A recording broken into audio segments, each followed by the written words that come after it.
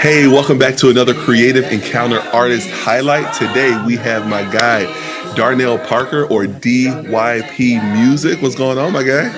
How you doing? I'm good. I am excited. I'm blessed. I feel amazing. I'm just pumped for June. I'm pumped for June because that's my birthday month. So Oh, snap. Dope. When's your birthday, bro?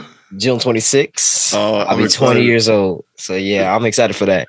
Getting into them 20s, man. That's when we popping off at that point. Yeah. That's cool. Now I want to correct something. I know it's DYP Musical. I want to make sure I say DYP Musical, not music. So let me make sure I get that straight. But yeah, dude, so good to see you. So you and I, we just met. It's been like just a year, literally just a year. About a year, yeah. Yep, because last summer is when you were helping out at church with me. And that's when we connected, man. And right then I knew, I was like, man, this dude, he a musical genius, man. Oh, yeah. Oh, yeah. So tell me a little bit. So how'd you even get started in the musical realm? Like, tell me a little bit about that. So like for me, I'll say that one of my biggest things, you can hear me all right. Make sure. Oh, yeah, I hear you perfectly. Okay. Yeah. One of my biggest things was when I started, they said I actually had my first album, I actually put how I started playing piano. The introduction talks about how my grandmother, she was like, you was like about 3 or 4. And I started playing Lean on Me. She had a piano at her house and I just started playing by ear. Yes. So, she was like, by that time I was already being a prodigy. I didn't go to class lessons until like about 5. So music's always been in me. I'm always in the back seat, bobbing my head, or I'm always with somebody that's playing some good music. And so I've always been introduced to like the music aspect and not the culture of music. Okay. Or not how culture determines what's good or bad. Yeah, gotcha. Okay, I feel you. So so like, what is your concept as it relates to music? Like, how do you see, or how do you take on, songwriting, or how you interpret, music? You know what I'm saying? It's funny that you asked that because I did an interview with my friend, something similar to that. For me, like when I make a song, I start off with the piano. And most of the time I just dibble and dabbling. And then I find like something that sounds that's catches my ear. Okay. Oh, that's nice. Yeah. So like, could I play something for instance? Oh yeah, please. Okay. So like for instance, like one day I was like, and then I was like, I like that. And I was like, okay, what can I do there? So when I was playing with this one, I was like, well, I'm thinking about making a gospel song. Let me think about doing something.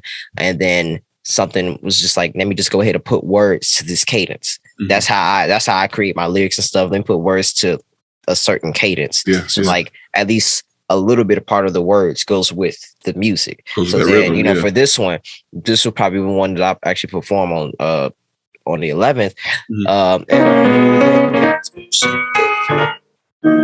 So that's kind of what that was. And even with that, my thing is I like to have something that's catchy, but especially like since this is like my gospel genre, I like to make people feel everything. So for me, I could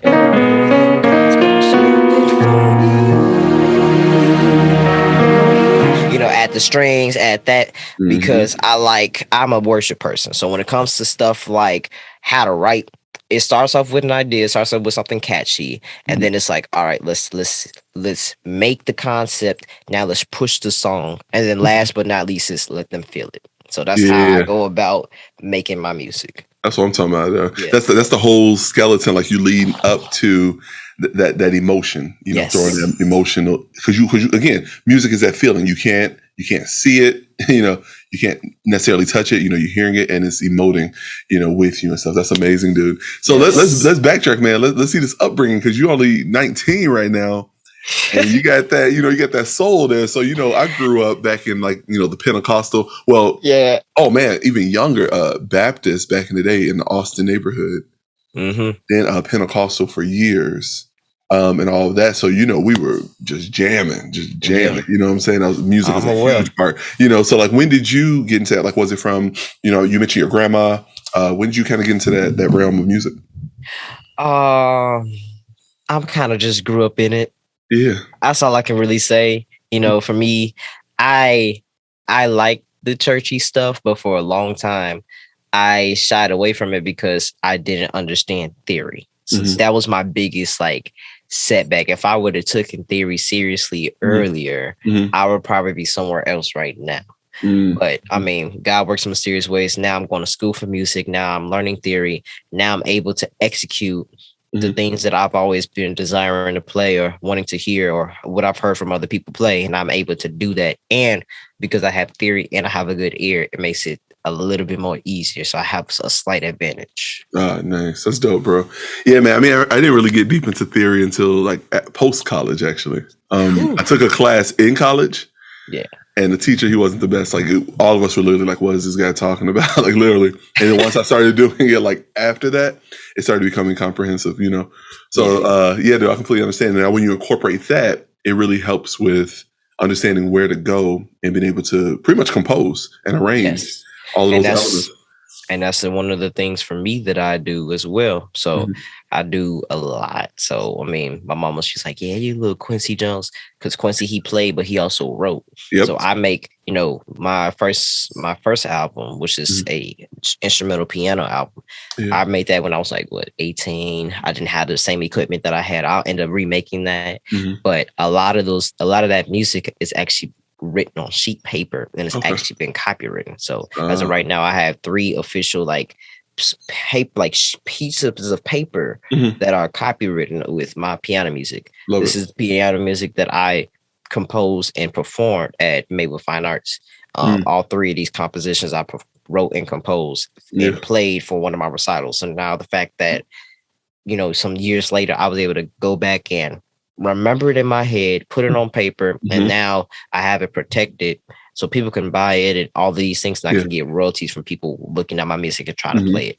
Exactly. The thing about that is I love it because with sheet music, this is where you have 2 different types of musicians. You have the musicians that play it exactly how it's written, and then you got those people who play it how it's written, but they always put their own in it. Yeah. So with that, it allows you to see how other people will interpret your art. And that's the most amazing thing about it. I love that. It's similar to, do you listen to Hillsong? Things like that. So it's interesting, Hillsong has their songs.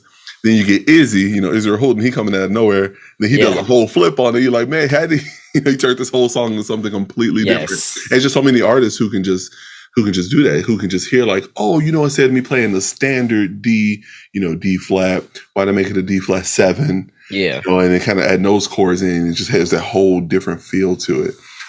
So yeah, man, that's dope. But tell me a little bit about this record you keep mentioning. So what's the name of it? When did it drop? Tell me a little bit about that. The one that I'm talking about, the piano album or just the future stuff? Well, the one you just recently dropped. What was it, last year, right? Or was it earlier this year? I want to say it's probably... Okay, it's complicated. So let me so this sucker right here. Yeah. This is Time. This right here is Time. Oh, yes, sir. Time was released. Okay. But it has been called back. Okay. I don't have a projected date yet. I want it to come out on June 26th. Okay. I mean, it wasn't time for time. It was exactly. You know what I'm saying? Yeah. It wasn't time for time. So at first, I was like, okay, Time is just gonna be this is the real story about Time. Okay. So Time, Time was not. This now is going to be a gospel album. Okay. Note that I say now. Yeah. This was not supposed to be a gospel album. Okay. Time was supposed to be a love album. Okay. But I got condemned for it through the Spirit, and God was like, no, that's not what you need to do. That album is not ready to come out. This is the album that you need to come out. You got convicted by the Spirit. I got convicted. Not condemned. Got convicted. My bad. And I'm like, one of the songs is called Time, which is the reason why I made it. And I re-looked at it, and God was like, reword it. You feel it away, but this can be something. So change it up. So I changed it up, and I would sing it. I would sing it in here. I recorded. I'm like, okay, it's making sense. And then my single that I dropped in January, Father God Help Me. Well, it's called Help Me, Father Help Me, Lord. It's like an upbeat type of thing, but it's like a prayer. It's like, okay, these good things are being said to me. I don't know how to get there. I need some help. But it wasn't like I wanted to get it as an upbeat thing to make people get up and go try to seek the Lord versus crying and releasing and then feeling like, okay, I'm still don't know what I'm doing. I wanted to kind of like, play around with their emotions, but give them the same message in a different way. So when the single came out, I'm like, okay, that's cool. Shift. When I made Shift when it was kind of like I was in a place where, I don't want to say it. For me, when I made Shift, I was in a place where I was trying to seek an answer. And I needed something to fall and I needed something to break. So when I started, at first it was the upbeat, and I know that guy's gonna shift it for me. And then when I had did a callback on this one, I had did a video when I was at school. It was like a live worship video, and I called it back because it was like, okay, it's not it. It's not the time for it. But I had slowed it down. Okay. And when I slowed it down, I felt everything that I was saying, and I was like, that's how it's gonna be. I got another song that's coming out. It's intertwined with all of them, and it's like a transitional song.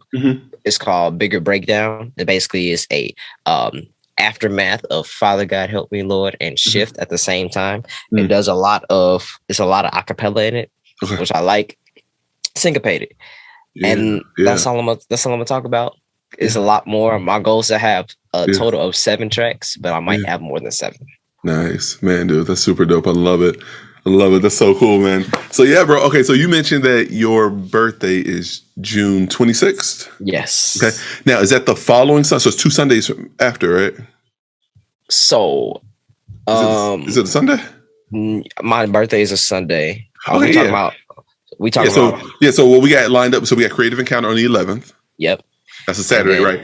Then Juneteenth is that following Sunday, and then Sunday after that is your birthday. Exactly. That's cool. And now I wanted to segue back to Juneteenth. Yeah. Because I wanted to show people the other aspect of you. I know you're an artist and musician, but you're also very much an advocate, for, the Black community, different things you're over here in Maywood along with me. And tell me a little bit about how you really got into that and things that your goals in that respect. So for me, my biggest thing, the reason why I got out, I remember when the pandemic hit and the whole George Floyd incident had hit. Yeah. When I was still in high school, I was actually graduating. Yeah. I had a group of classmates. They were like, hey, we're about to start this group called Justice Troopers. And we started just going out and helping the community, trying to bring awareness and trying to find ways to make a difference. Yeah. We ended up meeting up with 4 different mayors: Mayor Katrina Thompson, Mayor Harvey. I want to say that we did meet with, I think, the mayor of Maywood before Booker. Oh yeah, that's who it was. Exactly, yeah. And then we met with the mayor of Forest Park. So over the course of the summer, that's what we did. We connected with a lot of people, such as Pastor Anthony, Pastor Simon, Pastor Teddy, and a lot of other great names. Yeah. And that's kind of when I really knew. I was like, okay, this felt good. Like, a lot of us were like, this feels good doing. I know we might not be getting paid for this, but I'm enjoying having to come out and put my hand out and help out with the community, because everybody doesn't do that. I had got a lot of respect and a lot of connections based off of the fact that I was just called to serve. Now, most of the people nowadays, 2 years later, most people call me, hey, when you coming back? Hey, can you do this? Hey, can you do this? Yeah. All because I just said, I just wanted to go do something nice, and I wanted to just go and give back to my community. Another thing is, because we are all minorities, African American or Latino, it's a big thing for me to make sure that we push the culture and we push the fact that we want people who look like us to be in the positions of power to make a difference. Exactly. So we can have that understanding of other backgrounds and ethnicities, just like when the Europeans have to come through, because nobody here is a true native. And we have to realize that nobody here really was a true native, although years have changed and the timeline will say otherwise. Okay, well, they've been here longer. There's still no true native to America. So when in reality to everything else happening, in reality to what had happened years back and what's still happening now, I stay in it, and I'm an advocate not just for the Black community, but just for peace. Yeah. I like when people have peace and a sound mind, and everybody can live in harmony, no matter the skin color, no matter the culture. Exactly. Because diversity is a beautiful thing. It allows you, it gives you a reason to talk to somebody and get to know them versus judging them because you don't understand. Yeah. So that's my biggest thing. Yeah, and it's so interesting. I absolutely love that, by the way. But it's so interesting to me because for it even to get to this place, how did we lose the fact that diversity is literally of God? Yes. Like literally the diversification of just people and our differences all puts the body together. And while we try to create this divide, it makes it so much difficult to move forward. Like we got to make sure to be connected and unified, man. So I love that, dude. I'm excited. And that's the other thing too. So June is a busy month. Yeah. Because I know I promoted Time, wanting to come out on the 26th, but I also have a project that I've been singing on this since 2020. Yeah. The Juneteenth album. That one I'm excited to drop. I'm excited. Now, are we dropping that this year? We're trying to. Okay, yeah. So to go, my Darnell goal is I want to get Juneteenth out on Juneteenth, and I want to get Time out on June 26th, the same month, the same year. Yeah. So we talking about a lot of music coming out. Yeah, I love it, bro. I'm excited, dude. And pretty much you just got to turn into a hermit and you can make it happen. So just lock the door, turn off the phone, get to mixing, man. Same thing for me. I got some tracks I need to drop, and it's a matter of just shifting things around in that schedule, which we talked about, at the last creative encounter, in that schedule, more organized to dedicate time towards your dreams and stuff. So yeah, I definitely believe in you. I know you can knock it out, dude. That's going to be dope. It's going to be fun. Because I think the biggest thing for me was, it wasn't the fact that I couldn't get it done. It was the fact that I was worried about the time. I was psyching myself out with the time. Yeah. So once I just learned how to just sit down and knock something out, like I had to call back some of my singles. And one of my singles that I had dropped, I don't know why I had to drop it. I woke up at 4 a.m. and I couldn't do nothing but finish the song and release it. I said, it's not done. God, it's not done. Release it anyway. Okay. And then the other day, literally yesterday, I had 2 different tracks.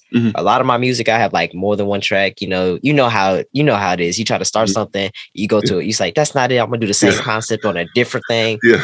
So what I ended up doing was, for the first time, I took 2 different tracks, combined both ideas, and made a masterpiece. I did that. It took me about 3 hours. Really, really good. I want to say one of my best works yet. Love it. And what that showed me is that, yes, you can be a hermit. Yes, you can do this, that, then, and the third. But the biggest thing is that when you're in the zone, time is not existent. If you mentally say, I have time and I got a clock, you're not going to be fully focused. Yeah. So that's been my biggest thing, for people that's working or that got big projects to do, just a day at a time.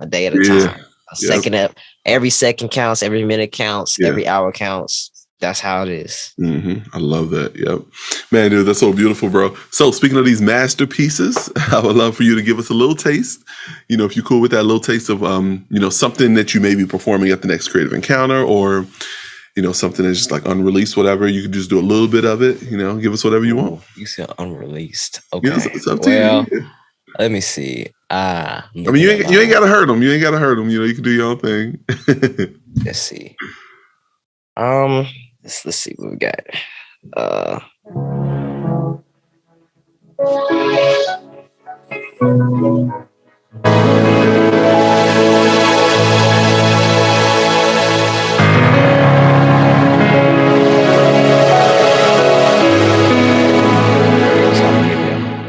That's it. That's all I'm gonna give y'all. That's all you got. Boy, I'm sitting here like I'm over shaking my head about to get into it. You gonna cut us off with that? Yeah. We ain't gonna hit no pipes today. No, not today. It's the holiday, and I'm trying to. So, we recording this on Memorial Day, y'all. So that's his reason why he ain't giving y'all the pipes. He's saying. And I'm trying to, because I have actually meet up with some music folks later, so I'm not trying to, necessarily. Y'all just gonna have to just come to the 11th. Yeah, that's what I'm saying. Yeah, if y'all want to hear the lines to what he was just playing, we better see y'all on June 11th.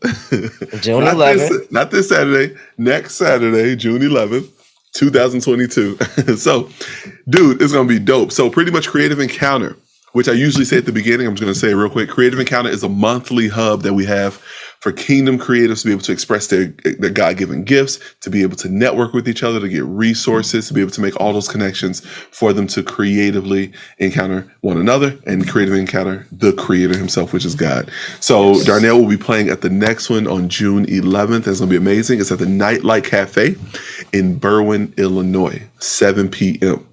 Right? Yes. Super stoked. So it's going to be a good time. Bro, this was amazing, dude. I'm super excited. I appreciate your time. Yeah, I'm excited. Like I know we just finished the interview, but I'm like, oh my goodness, okay, now I'm pumped. Yeah, right. Now this whole week you're gonna knock out like 3 albums. Yeah. Yeah. Cool, man. Thank you so much, man. I'm gonna see you in a couple weeks. Thank you so much. You too. Lord, I'm tired and I'm frustrated. I got everybody's opinion stuck in my head.